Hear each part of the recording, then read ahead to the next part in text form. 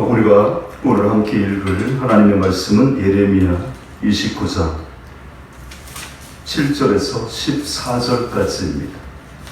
제가 봉독해 드리겠습니다. 너희는 내가 사로잡혀 가게 한 그 성읍의 평안을 구하고 그를 위하여 여호와께 기도하라. 이는 그 성읍이 평안함으로 너희도 평안할 것이니라. 만군의 여호와 이스라엘의 하나님께서 이와 같이 말하노라. 너희 중에 있는 선지자들에게와 점쟁이에게 미혹되지 말며 너희가 꾼 꿈도 고지듣고 믿지 말라. 내가 그들을 보내지 아니하였어도 그들이 내 이름으로 거짓을 예언함이라. 여호와의 말씀이니라. 여호와께서 이와 같이 말씀하시니라. 바벨론에서 70년이 차면 내가 너희를 돌보고 나의 선한 말을 너희에게 성취하여 너희를 이곳으로 돌아오게 하리라. 여호와의 말씀이니라. 너희를 향한 나의 생각을 내가 아나니 평안이요 재앙이 아니니라. 너희에게 미래와 희망을 주는 것이니라. 너희가 내게 부르짖으며 내게 와서 기도하면 내가 너희들의 기도를 들을 것이요 너희가 온 마음으로 나를 구하면 나를 찾을 것이요 나를 만나리라. 이것은 여호와의 말씀이니라. 나는 너희들을 만날 것이며 너희를 포로된 중에서 다시 돌아오게 하되 내가 쫓아 보내었던 나라들과 모든 곳에 모아 사로잡혀 떠났던 그곳으로 돌아오게 하리라. 이것은 여호와의 말씀이니라. 아멘. 네.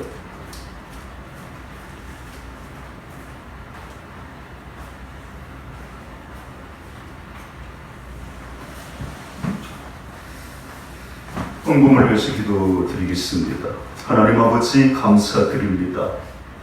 저희들을 하나님께서 사랑하여 주셔서 예수 그리스도의 십자가의 보혈로 우리의 모든 죄악과 인생의 형벌, 지옥 형벌 가운데서 우리를 구원하여 주시고 오늘 저희에게 믿음 주셔서 예수 그리스도를 나의 구주로 하나님을 나의 창조주로 믿게 하시니 주여 감사드립니다. 특별히 우리들 가운데 예수 믿는 기쁨이 넘치게 하시고 내가 하나님의 자녀 되었다는 사실과 구원받았다고는 구원의 확신 가운데서 이렇게 소망 가운데 살게 해주신 하나님께 감사합니다. 또 코로나19로 인한 여러 가지 피해 가운데서도 우리를 안전하게 지켜주신 은혜 감사하여 이 시간도 아버지 하나님 예배 가운데 하나님께 귀한 예물을 드리옵나니 우리 주님이 기뻐 받으시는 참된 헌금이 되게 하여 주시옵소서. 이 예물이 쓰이는 곳마다 하나님의 영광이 나타나게 하시고 특별히 우리 안디옥 교회가 부흥성장하는 데에 아버지 하나님 축복의 씨앗이 되는 귀한 예물이 되게 하여 주시옵소서. 그리고 이 나라 이민족 가운데 왕성하게 복음을 증거하고 선교사님들을 후원하고 지역사회를 살리는 복음의 예물이 되게 하여 주시옵시고 이 예물을 드린 가정 손길마다 하나님의 은혜와 은총이 날마다 차고 넘치는 귀한 축복의 예물이 되게 하옵소서. 우리 가운데 몸이 아파서 힘든 성도가 있습니까? 하나님께서 치유의 은총을 베풀어 주시옵시고 혹시 물질 때문에 힘들어하는 가정이 있습니까? 하나님 아버지께서 물질보다 더 귀한 아버지 하나님 그 생명으로 축복으로 가득 채워 주소서. 예수 믿는 자는 결코 아버지 하나님 구걸하거나 그들 가운데 기근이 임하지 않는다는 사실을 간증하며 살아가는 삶이 되게 하여 주시옵소서. 오늘 우리에게 귀한 예물을 드릴 수 있는 힘을 주시고 믿음을 주신 하나님을 찬송하며 예수 그리스도의 거룩하신 이름 축복하고 기도드리옵나이다. 아멘.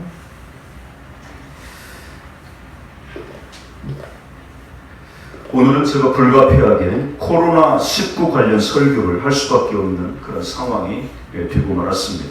작년 11월에 중국 우한에서부터 시작된 신종 코로나 바이러스 전염병이 지금 9개월 동안 세계 218나라 그들 가운데에서 우리 남한의 절반이 되는 2,300만 명이 감염이 되었고 약 80만 명이 죽는 그런 비극적인 상황이 발생하고 말았습니다. 우리 한국에서도 그동안 17,000명 정도가 감염이 되었고 그 중에 300명 이상이 목숨을 잃는 그런 불행한 일들이 실제로 있었습니다. 한국의 그 코로나 확진자는 한때 그 한 자리 숫자까지도 내려갈 만큼 코로나 방역이 잘 되어가고 있었는데 8월 12일 이후로 두 자리 숫자로 확진자가 늘어났고 어제까지는 330명이 넘는 2일 확진자가 그렇게 발생하는 사태까지 이르게 되었습니다. 그런데 불미스럽고 유감스러운 것은 교회가 코로나의 진원지가 되었다는 사실입니다. 물론 식당, 용업소, 학교, 경찰까지도 그런 곳에서도 코로나 확진자가 발생했지만 교회에서 가장 많은 확진자가 나오고 있다는 그런 말씀이 연일 방송을 통해서 보도될 때마다 이 목회자의 심정이 얼마나 고통스럽고 곤욕스러운 말로 다 표현할 수가 없습니다. 결국은 교회의 주일 예배가 나라에 의해서 중단되는 초유의 상황까지 벌어지고 말았습니다. 하나님께 드려지는 예배와 제사는 하나님을 믿는 사람들에게는 생명보다 더 소중한 가치와 그러한 존재성을 갖고 있는 것인데 코로나로 인해서 결국 예배가 중단되는 그런 사태가 벌어지고 만 것입니다. 우리는 여기서 몇 가지 아주 신중하고 깊이 있게 물어야 할 질문이 있습니다. 과연 이 예배 중단 사태가 무엇 때문에 어디로부터 이렇게 왔는가 하는 문제입니다. 우리는 단순히 코로나 바이러스가 예배 중단의 원인이라고 표면적으로 그렇게 단순하게 생각할 수 있습니다만 그렇지 않습니다. 예배 중단이라고 하는 문제는 야구 경기가 우천에 취소되는 것 같은 일반적이고 간단한 그런 사안의 문제가 아닙니다. 우리 기독교 주일 예배는 2차 세계대전 중에서도 전쟁 중에서도 예배가 드려졌고 6.25 전쟁 중에도 폭격과 포화 속에서도 예배가 드려졌습니다. 지금도 북한 지하 교회에서 그들이 생사를 넘나드는 예배를 드리고 중국 가족교회에서도 마찬가지입니다. 한마디로 말씀드려서 예배는 어떤 위험이나 불가능한 상황 속에서도 드려져야 하고 드려질 수밖에 없는 역동성을 지닌 것이 예배라고 하는 사실입니다. 도대체 무엇이 누가 이 예배를 못 드리게 막았다고 하는 것입니까? 칼이나 총이나 그 어떤 위험과 방해 속에서도 끊임없이 드려졌던 하나님께 대한 예배, 이 예배가 왜 이렇게 중단되는 사태까지 벌어졌느냐 하는 질문입니다. 저는 그것에 대한 해답을 성경에서 찾으려고 기도하고 노력했습니다. 예배 중단은 인간이 막을 수 없는 불가항력적인 성격을 가진 것이라고 본다면 그럼 누가 이 예배를 과연 중단시켰을까? 첫째는 하나님 자신입니다. 하나님께서 우리 예배를 싫어하셔서 중단시켰다는 말씀이 성경에 나옵니다. 말라기 1장 10절에 보니까 만군의 여호와가 이르노라 너희가 내 제단 위에 헛되이 불사르지 못하게 하기 위하여 너희 중에 성전문을 닫을 자가 있었으면 좋겠도다. 내가 너희를 기뻐하지 아니하며 너희가 손으로 드리는 것을 받지도 아니하리. 이 말씀의 전후 배경은 이와 같습니다. 당시의 구약의 제사장들이 하나님의 제사를 얼마나 더럽고 불결하게 취급했는지 그리고 하나님을 얼마나 경멸했는지 하는 것에 대한 그런 말씀입니다. 가장 흠이 없고 깨끗한 것을 하나님께 드려야 했음에도 불구하고 저는 것, 병든 것, 그리고 훔친 것을 드려서 하나님의 이름을 멸시했고 더럽혔다고 하나님이 그렇게 지적하고 났습니다. 그래서 내가 그 불결한 예배를 받지 않겠다. 하나님께서 받지 않겠다는데도 계속해서 그들이 제물을 가져오고 제사를 드리니까 급기야는 하나님께서 누가 저 성전의 문을 닫을 자가 있었으면 좋겠다라고까지 그렇게 말씀을 하시게 된 겁니다. 이런 말씀이 말라기서에만 나오는 것이 아닙니다. 이사야 1장 11절에 보니까 여호와께서 말씀하시니 너희의 무수한 재물이 내게 무엇이 유익하뇨 나는 수량의 번제와 살찐 기름에 짐승의 기름에 배불렀고 나는 수송아지나 어린 양이나 숫 염소의 피를 기뻐하지 아니하노라. 너희가 내 앞에 보이러 오니 이것을 누가 너희에게 요구하였느냐? 내 마당만 밟을 뿐이니라. 우리 주님 이사야를 통해서 주신 말씀입니다. 아멘. 마치 하나님께서 예배 자체를 무용하게 여기시는 듯한 그런 말씀을 지금 하고 계시는 것입니다. 너희들이 드리는 제사를 내가 받기 싫다. 너희들이 예배 받는 것은 참 번거롭다. 그렇게 지금 말씀하고 계세요. 14절에서는 그들이 드리는 제사가 짐덩어리처럼 그렇게 우리 주님이 말씀하셨고 15절에서는 내가 내 눈을 가리고 귀를 막고 너희 기도를 듣지 않겠다고까지 그렇게 말씀을 하십니다. 사랑하는 성도 여러분, 우리가 이쯤에서 하나님께 과거에 내가 드렸던 예배를 뒤돌아봐야 될 그런 필요가 있다고 하는 사실입니다. 예배라는 것은 무조건 드려서만 되는 그런 문제가 아닙니다. 그래서 예수님께서는 우리에게 아는 예배와 모르는 예배에 대해서 말씀하신 그러한 성경이 있습니다. 그게 요한복음 4장에 나오는 사마리아 수가성 여인을 가르쳤던 말씀이거든요. 요한복음 4장 22절에서 24절에 보니까 너희는 알지 못하는 것을 예배하고 우리는 아는 것을 예배하노니 이는 구원이 유대인에게서 남이니라. 아버지께 참되게 예배하는 자들은 영과 진리로 예배할 때가 오나니 곧 이때라. 아버지께서는 자기에게 이렇게 예배하는 자들을 찾으시느니라. 하나님은 영이시니 예배하는 자가 영과 진리로 예배할지니라. 영과 진리의 예배란 무엇을 의미하는 것일까요? 쉽게 얘기하면 거룩과 진실의 예배를 말씀하시는 겁니다. 예배는 얼마나 깨끗한 예배를 드리느냐, 이것이 아주 중요한 관건이고요. 또 한 가지는 예배는 얼마나 내가 진실하게 드리느냐 하는 것이 아주 중요한 관건입니다. 이사야 선지자에게 말씀하시고 말라기 선지자에게 하신 말씀, 하나님의 말씀은 다른 것이 아니라 바로 이 부분이고 이 점입니다. 너희들이 나에게 과연 깨끗한 예배를 드렸느냐? 너희들이 과연 나에게 진실한 예배를 드렸느냐 하는 것인데, 이것을 요한복음 4장에서 예수님이 하나님은 영이시니 예배하는 자가 영과 진리로 예배할지니라 그렇게 말씀하시는 것입니다. 영은 거룩하신 성령 하나님을 말씀하시는데, 성령 하나님은 이 세상에서 가장 깨끗한 것보다 더 깨끗한 완전 무결한 하나님을 우리는 성령이라고 높여서 그렇게 말씀합니다.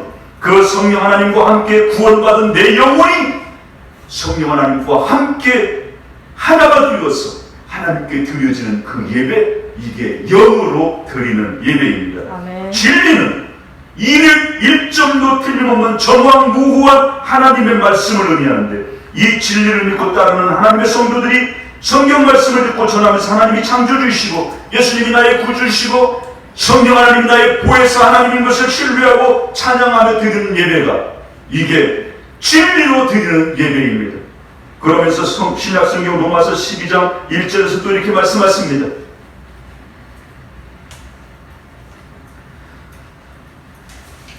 그러므로 형제들아, 내가 하나님의 모든 자비하심으로 너희를 권하노니 너희 몸을 하나님이 기뻐하시는 거룩한 산 제물로 드리라. 이는 너희가 드릴 영적 예배니라. 여기서도 영적인 예배를 말씀하시면서 영적인 예배가 무엇인가 하는 것을 그렇게 우리에게 가르쳐 주시는데, 첫째는 하나님이 기뻐하시는 예배가 영적인 예배라는 거예요. 둘째는 거룩한 제물이 있는 예배가 영적 예배인데, 거룩한 제물은 바로 우리 자신이라고 하는 사실입니다. 그래서 하나님께서는 너희 몸을 산 제물로 드리라고 이렇게 말씀하십니다. 자, 여기까지 말씀을 종합하면서 그동안 우리는 하나님께 어떤 예배를 드려왔는가 하는 것을 뒤돌아봐야 됩니다. 예배라는 것은 시간 때우기식으로 혹은 하나님께 드렸다고만 하면 되는 그런 고루반식의 예배가 아니라, 내가 드린 예배를 진짜 하나님이 받으셨느냐 안 받으셨냐는 것으로 완성되고 예배는 그렇게 성립된다고 하는 사실입니다.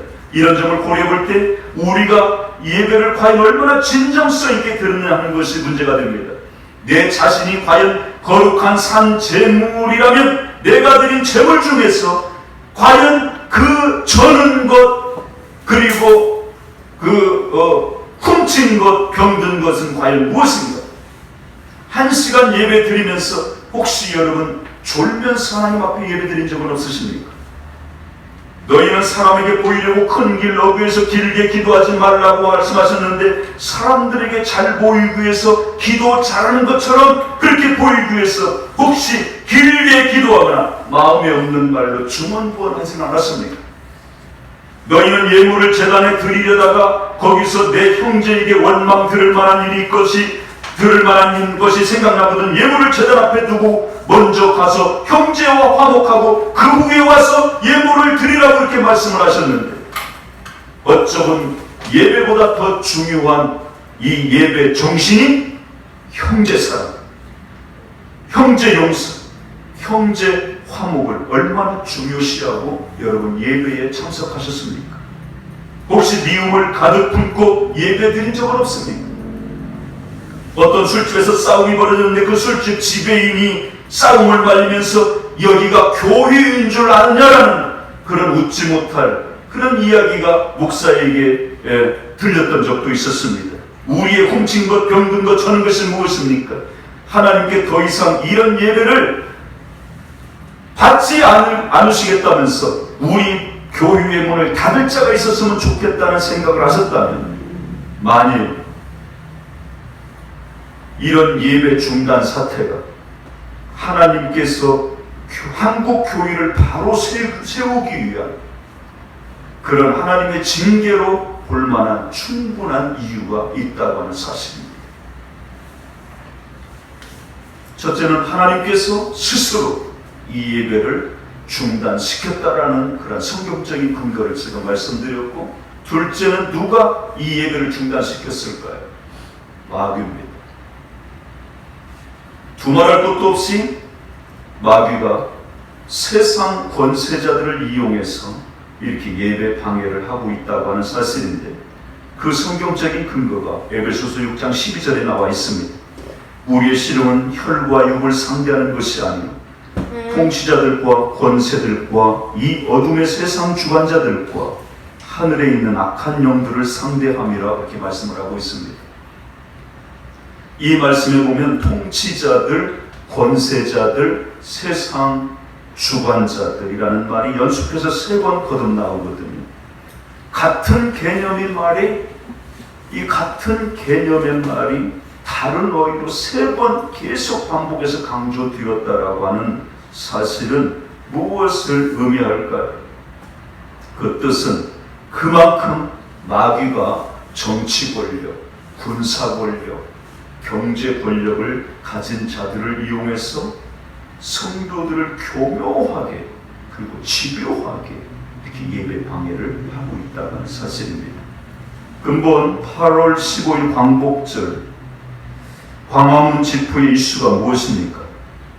코로나 창궐에도 불구하고 집중 후에도 불구하고 광화문 광장으로 나가서 태극기를 든 사람이 부르짖는 그 구호와 그들이 모인 집회의 성격이 무엇입니까? 대한민국이 공산화되는 것을 막겠다는 것이 집회의 명분이고 그들의 이슈였습니다. 이 나라가 공산화가 되든 말든 대통령이 알아서 하든지 국민이 알아서 해야 할 일을 왜 하필이면 기독교인들이 나서서 이렇게 싫은 소리를 들어가면서 그 일을 하고 그곳에 갔느냐는 것입니다. 이것이 단순한 사상이나 이념이나 정치 이데올로기가 아니라 영적인 싸움이라고 하는 사실입니다. 그렇습니다. 현상적으로는 우리가 정당 간의 싸움이고 남한과 북한과의 싸움인 것처럼 보이지만, 여기에는 인간의 이성이나 과학이나 논리로 설명할 수 없는 제4차원적인 영의세계가 있다고 하는 사실을 우리가 간과할 수 없는 사실입니다. 지금 기독교에서는 이 정권이 북한과 함께 이 나라를 공산주의 국가로 연방 통치하겠다 뭐 그런 주장까지 합니다. 그럼 왜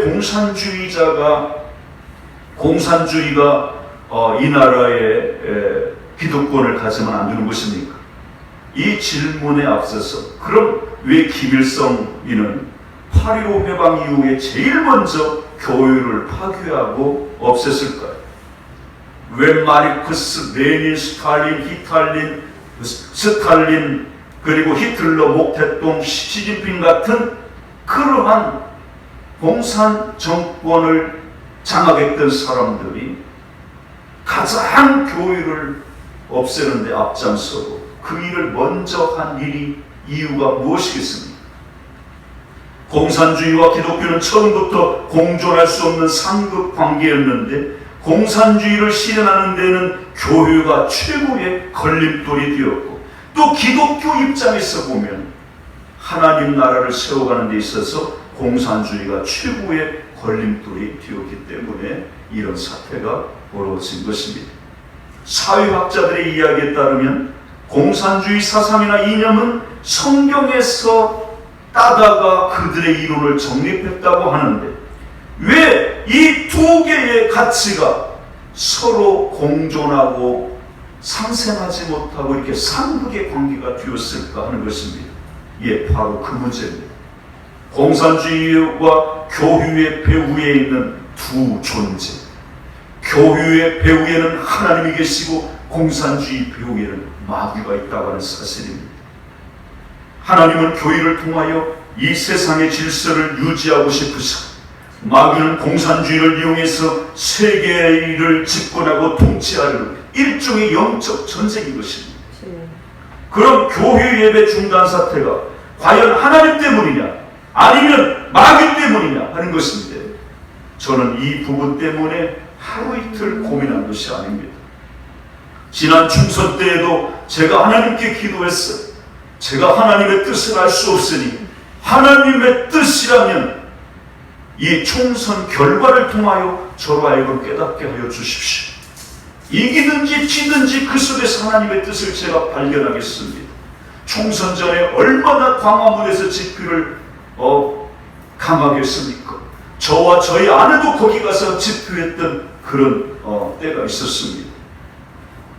그런데 제가 사랑제일교회 정강훈 목사가 8월 15일 광화문 집회를 강행함으로 인해서 지금 코로나 재확산의 모든 원인과 책임을 교회가 다 뒤집어 씌움을 당한 그런 상황이 되고 말았습니다.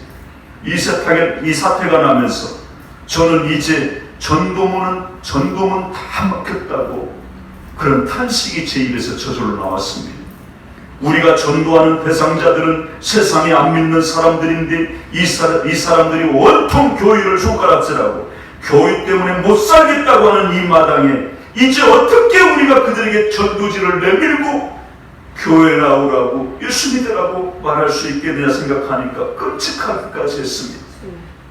19일 명시를 기점으로 수도권 지역 모든 교회에 비대면 예배를 드리라는 정부 시책이 발표되는 순간 저는 목회 파산을 당한 듯한 충격에 휩싸이고 말았습니다. 그날 저녁 저는 밤새 잠을 이루지 못했고 이것에 대한 하나님의 뜻을 찾기 위하여 기도하려고 새벽 4시에 교회에 나왔습니다. 그리고 하나님께 기도했습니다. 하나님, 어찌 이런 일을 재생전에 경험하게 하시는 것입니까? 교회가 코로나의 진원지가 되다니요.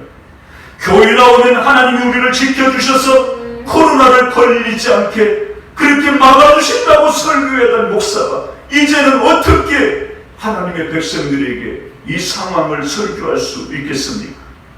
아무도 없는 교회 강단에 기도하려고 딱 무릎 꿇는 순간에 제 기도 책상 위에 있는 가정용 큰 성경책이 예레미야 28장이 딱 열려 있었습니다. 제가 지난 목요일 새벽에 읽다가 열어둔 그 성경 말씀이 그날 제 눈에 띄었던 것입니다. 우리 교회는 매일 창세기부터 하루에 석 장씩 성경을 읽어왔는데 지금은 우리가 예레미야를 읽는 기간입니다. 예레미야 28장에서 31장까지 남쪽 유다가 바벨론에게 멸망하는 그러한 이야기인데 예레미야 선지자와 거짓 선지자 하나냐 그리고 스마야 선지자 간에 있었던 그러한 이야기를 종합해서 말씀하고 계십니다. 하나님께서는 예레미야 선지자에게 말씀하셨습니다. 유다가 바벨론에게 포로로 잡혀가고 성전은 파괴되고 불탈 것이며 성전의 모든 성물은 빼앗길 것이라고 예언하셨습니다. 그런데 하나님께서 예레미야에게 4년 동안 목에다가 소가 매는 멍에를 매게 하시고 그리고 줄을 띄워서 사명가를 그렇게 살게 하셨습니다. 그리고 예레미야는 이스라엘이 멸망할 것이라는 메시지를 모든 제사장과 선지자, 왕 그리고 백성들 앞에서 가감없이 그렇게 선포했습니다.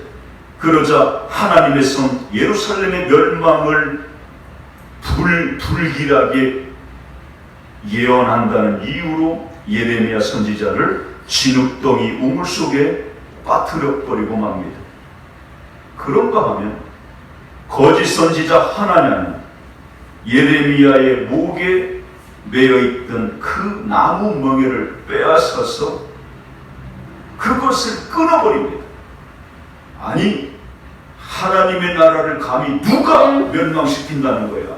이 바벨론의 멍에는 이건 아니야 하면서 끊어버려요. 그리고 지금 그 바벨론으로 포로로 잡혀간 사람들이 일부 있는데 그 사람들은 2년 안에 돌아올 것이다. 하나님이 나에게 말씀하셨다라고 하면서 그 예언을 하는데 그것이 거짓 예언입니다. 예레미야가 다시 말씀합니다. 거짓 선지자 하나나가 너의 나무 멍에를 꺾었으나 그 대신 내가 쇠 멍에를 만들었느니라라고 그렇게 말씀을 하십니다. 이 말을 들은 예레미야가 하나님에게 하나님의 말씀을 전합니다. 네가 금년에 죽으리라. 16절 말씀이거든요. 그리고 17절에서는 선지자 하나나가 그의 7째 달에 죽었더라 라고 그렇게 이야기를 하고 있습니다. 저는 새벽에 무릎을 꿇자마자 27장부터 31장까지 아주 세밀하게 이 본문을 읽었습니다. 거기에는 이 시대의 현상과 지금 우리가 사는 이 시대와 현상과 아주 부합하는 그러한 말씀이 소름 돋도록 긴밀하게 일치하고 있었습니다. 두 가지가 다 복합된 말씀으로 저는 그렇게 들었습니다. 바벨론과 그 나라의 왕 느부갓네살 그리고 범죄한 남쪽 유다와 그의 백성들의 이야기가 그대로 두 개가 합쳐져서 하나님의 말씀이 그렇게 증거되고 있었습니다. 하나님께서 당신의 백성들을 징계하기 위하여 바벨론이라고 하는 나라의 느부갓네살 왕을 이용하여 예루살렘을 멸망시켰고 성전을 불태우고 성전의 그 노스로 된 9m짜리 기둥 2개를 다 뽑아가 버리고 제사 드릴 때 쓰던 그 금으로 된 그 제사 용기를 다 빼앗아가 버렸습니다. 그리고 70년 동안 유다 백성들은 바벨론에서 노예살이를 하게 됩니다. 거짓 선지자 하나냐는 결코 그런 일이 없을 거라고 평화를 예언하고 바벨론의 멍에를 부러뜨리는 그런 퍼포먼스를 하면서 예레미야를 겁박했지만 그는 예레미야의 예언대로 결국 그 해를 못 넘기고 죽고 맙니다. 그리고 유다는 BC 586년에 바벨론에서 완전히 멸망해버리고 맙니다. 저는 이렇게 생각을 합니다. 지금의 이 시국이 한국 교회에 대한 바벨론 포로 사건과 같은 그러한 성격의 하나님의 징계가 있을 수 있다. 그런 뜻인데 그런 근거가 어디 있어요? 우리가 그동안 하나님께 드린 예배가 참됐냐 안 됐냐 하는 것에 대한 문제인데 제가 저의 예배를 뒤돌아봐도 하나님을 무시하고 멸시한 정황이 너무나 많고 하나님의 이름을 망령되이 일컬었던 일이 너무나 많았다고 하는 사실입니다. 그것이 바벨론의 멍에처럼 우리 교회에 우리들에게 얼마든지 임할 수 있는 그런 상황이었다는 사실이지. 그렇다면 우리가 이 시국을 꼭 피하려고 잠재우려고 그렇게만 생각할 일이 아닙니다. 코로나가 잠잠해지고 공산 정권이 무너질 것이라는 그 핑크빛 환상에 젖어서 거짓 선지자 하나나처럼 평화로다 하나님이 절대 우리에게 그런 일을 주시지 않으리라고 그렇게 생각하는 것도 결코 바른 우리의 판단이 아니라고 하는 사실입니다. 그러면 어떻게 해야 됩니까? 두말할 것도 없이 한국교회가 하나님 앞에 엎드려 회개해야 된다는 말입니다. 전염병 문제도 마찬가지입니다. 성경에는 전염병에 대한 말씀이 적어도 45번 이상 그렇게 언급되고 있습니다. 전염병은 몇 가지 종류가 있습니다. 자연재해로 인해서 발생하는 전염병도 있고, 하나님의 심판으로 인해 생기는 전염병도 있고, 말세의 징조로 인한 전염병도 있습니다.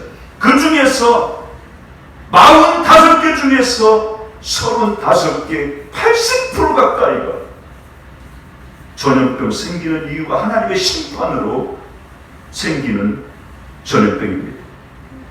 출애굽 당시에는 애굽이라는 나라를 심판하기 위해서 전염병을 돌게 하셨고, 광야에서는 이스라엘 백성들이 우상을 숭배하고 타락했을 때 전염병이 심하게 돌았습니다. 다윗 왕 때는 다윗 왕이 교만해서 인구 조사를 했다가 전염병이 생겨서 수많은 백성들이 죽는 그런 심판을 당하기도 했습니다. 그리고 말세의 징조로 인한 전염병인데, 누가복음 21장 11절 위의 말씀에 나오는 곳곳에 큰 지진과 기근과 전염병이 있겠고, 또 무서운 일과 하늘로부터 큰 징조들이 있으리라고 이렇게 말씀하고 있습니다. 중요한 것은 분명히 하나님께서 전염병을 일으키시기도 하고 끝내기도 하신다는 사실입니다. 그리고 더 중요한 사실은 하나님의 백성들이 범죄하고 우상 숭배에 빠졌을 때 전염병이 그러한 심판이 임했다고 하는 사실입니다. 여러분, 얼마 전에 이단 신천지가 그 우상 숭배를 했던 그러한 사실이 무엇입니까? 이만이라고 하는 사람을 신으로 숭배하는 것이 우상 숭배였어. 얼마 전에 신천지에 코로나가 창궐했을 때 우리는 그렇게 시사하였습니다. 인간 하나님을 숭배했던 하나님의 징계다. 그럼 이번처럼 교회가 코로나의 진원지가 된 것은 무엇 때문입니까? 이것도 우상 숭배와 관련이 대단히 크다고 볼 수가 있습니다. 우리는 아니라고 할 수 있을지 모르지만, 여러분, 교회의 우상 숭배가 무엇입니까? 돈입니다. 지금 하나님보다 더 높은 신이 맘몬, 이 맘몬은 금송아지, 재물신을 의미하는데, 광야에서 모세가 10계명을 받기 위하여 시내 산에 40일 동안 금식하고 있을 때 이스라엘 백성들은 아론을 중심으로 그 금송아지를 만들어서, 이제 아론이 섬기던 여호와 하나님은 이 금송아지가 그 하나님이다라고 그렇게 우상 숭배했어. 북이스라엘에서는 단이라고 하는 곳에 하나님의 성전을 만들어 놓고 금송아지를 세워놓고 그곳이 여호와 하나님이라고 이렇게 백성들을 속이며 금송아지를 섬기게 했습니다. 오늘날 교회의 금송아지는 무엇입니까? 우리 성도들이 하나님보다 더 좋아하고 하나님보다 더 높게 생각하는 것이 무엇입니까? 여러분, 돈이 아니라고 말할 수 있습니까? 황금입니다. 맘몬. 예, 맘몬. 돈신이 하나님보다 더 높은 그 우상입니다. 그럼 우리가 어떻게 해야 합니까?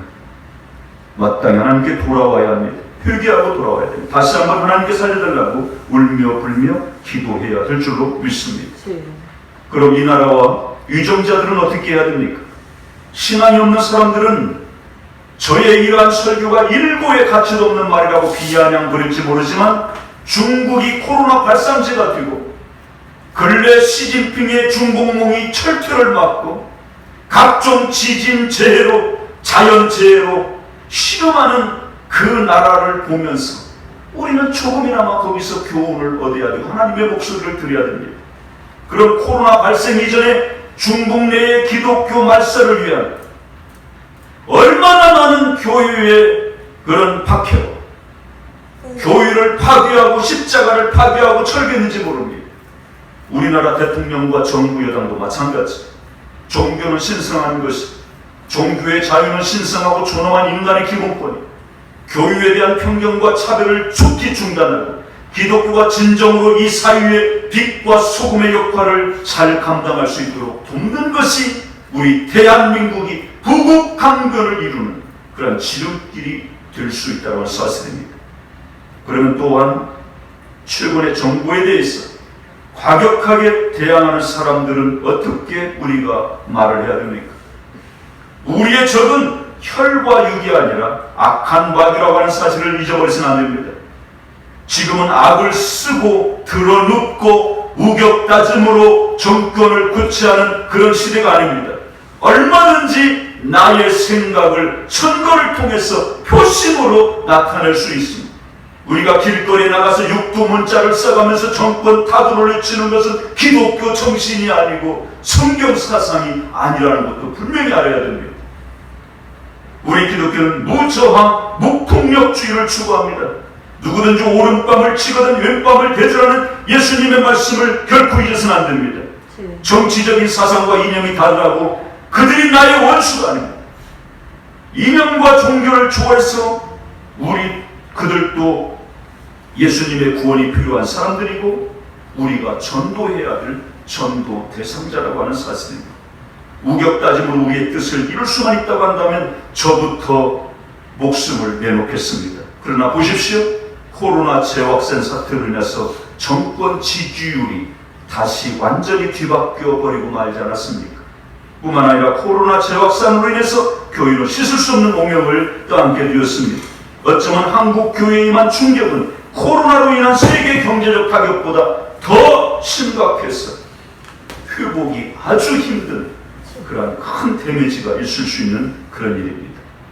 그러나 사랑하는 성도 여러분, 우리에게는 희망이 있습니다. 아멘. 만약에 이 사태가 우리를 살리시고 나를 새롭게 하시려는 하나님의 회초리라고 한다면 우리는 희망이 있습니다. 아멘. 뿐만 아니라 이번 사태가 한국교회를 향한 하나님의 회개의 목소리라고 한다면 우리는 하나님께 엎드려서 반드시 회개해야 우리에게 살 길이 열릴 것입니다. 아멘. 이제 우리의 탐심과 거짓과 음란과 우상 숭배를 다 버리고 하나님 앞에 거룩해져 진실해져서 그러한 믿음과 삶으로 하나님을 바로 섬기고 세상의 빛과 소금의 역할을 감당해야만 우리에게 그러한 희망이 이루어질 것입니다.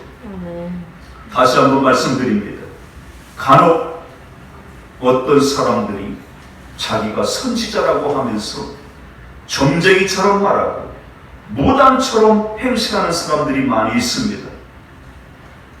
이런 사람은 진정한 하나님의 사람이 아닙니다. 그리고 그들이 진정으로 하나님께서 보낸 선지자라고 한다면 그들이 말했던 그 꿈과 예언이 반드시 성취되어야 되고 그들의 말이 땅에 떨어지고 증언이 나타나지 않으면 그들의 말을 듣지도 말고 믿지도 말라고 8절에서 예레미야 선지자를 통하여 말씀하고 계십니다.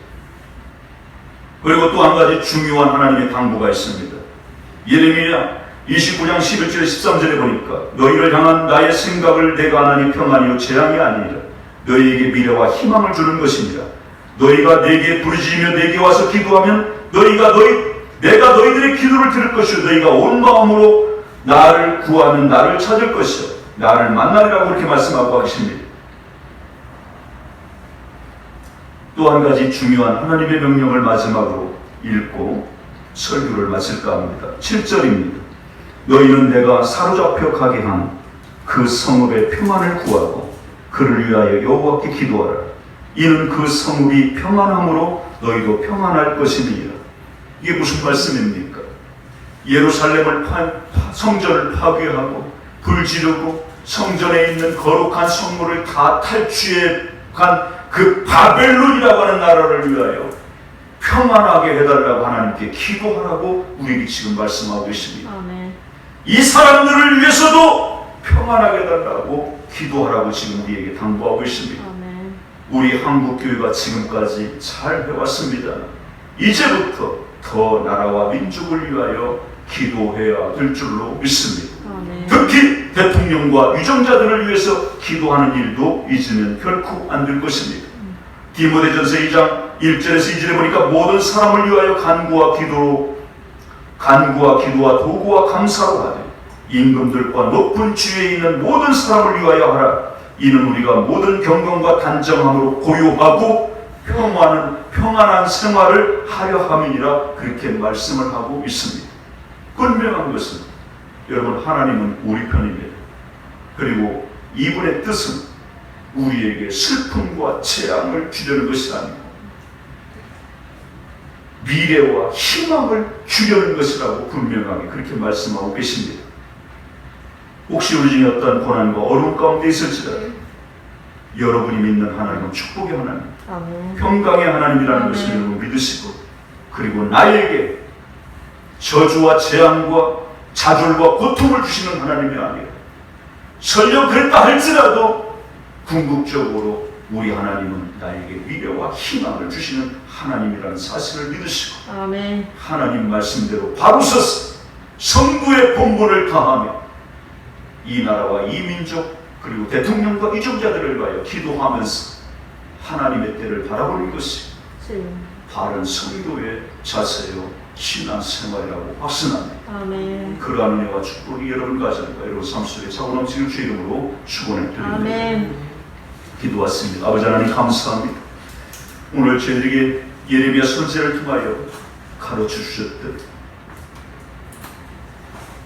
나라와 민족을 위한 하나님의 뜻, 그리고 우리 믿는 자들이 어떻게 해야 될 것인지에 대한 하나님의 분부를 저희의 말씀을 통하여 깨달았습니다.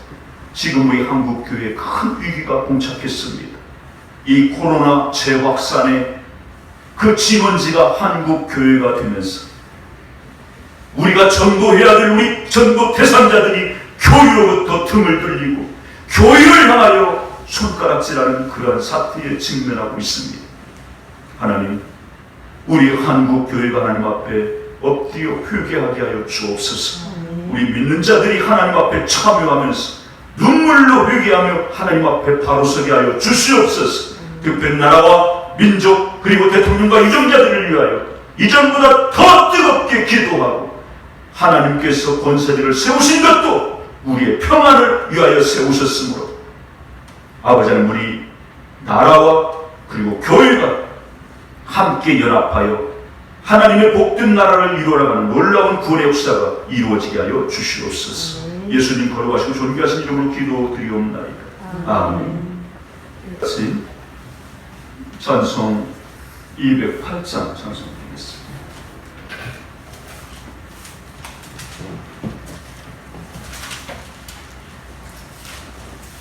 내 주의 나라와 주 계신 성전과 피 흘려 사신 교회를 늘 사랑합니다. 내 주의 교회는 전선과 같아서 눈동자 같이 아끼사 늘 보호하시는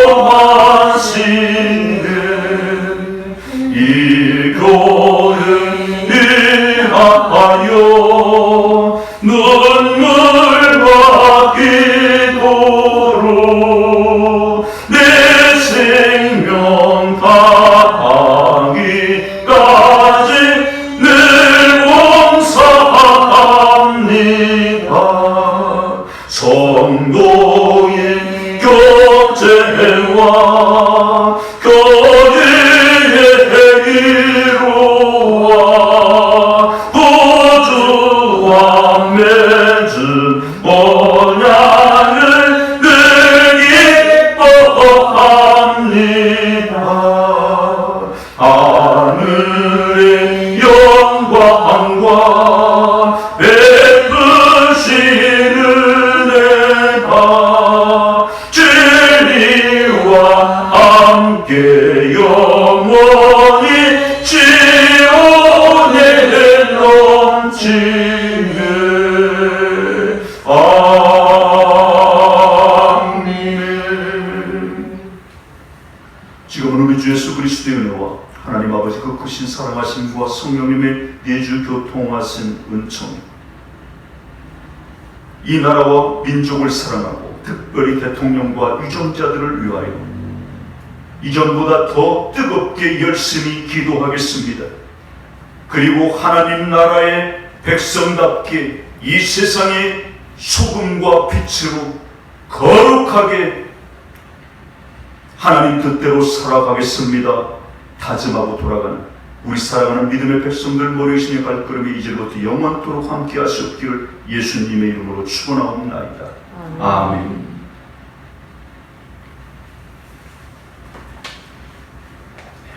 예배를 마치겠습니다. 같이 동참해 주셔서 진심으로 감사드립니다.